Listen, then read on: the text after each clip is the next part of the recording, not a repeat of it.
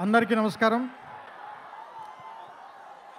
ఈరోజు గుంటూరు రావడానికి రెండు కారణాలు ఉన్నాయి. ఒకటి, ఈ సినిమా పేరు గుంటూరు కారం. రమణగాడు మీవాడు, మనందరి వాడు.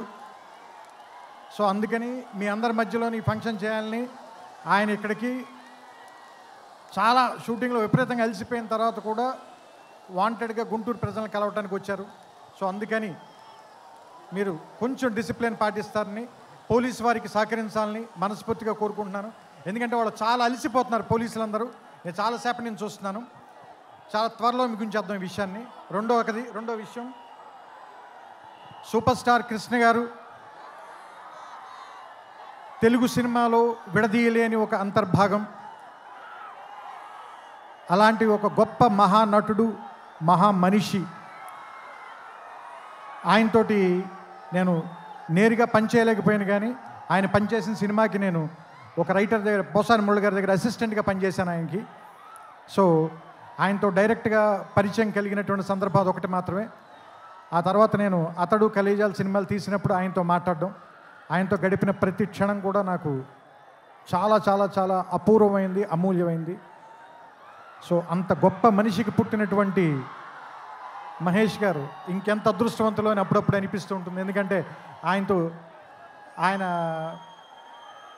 కొడుకుగా ఆయన్ని ఒక్కొక్కసారి నాకు అనిపిస్తుంది, ఆయన వెంచర్ చేయలేని సినిమాలు అన్నిటినీ వెంచర్ చేయటానికి, ఎక్కువ అడ్వెంచర్ చేయడానికి రెడీగా ఉండేటువంటి యాక్టర్ అనిపిస్తుంది ఆయన. అండ్ ఒక సినిమాకి 100% పనిచేయాలంటే 200% పనిచేసే హీరో ఎవరైనా ఉన్నారంటే మహేష్ గారు. ఇది చెప్పడంలో మాత్రం తెలుగు ఇండస్ట్రీలో ఎవ్వరు కూడా వెనక్కి తిరిగి చూడరు, ఈ మాట చెప్పడానికి ఎవరు కూడా.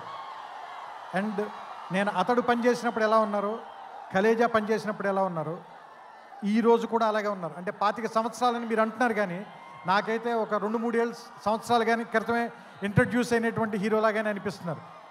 చూడ్డానికి అంత ఎంగగా ఉన్నారు, మనసులోనూ అంత ఎంగగా ఉన్నారు, పర్ఫార్మెన్స్లో కూడా అంత నూతనంగా, అంత యవ్వనంగానే ఉన్నారు.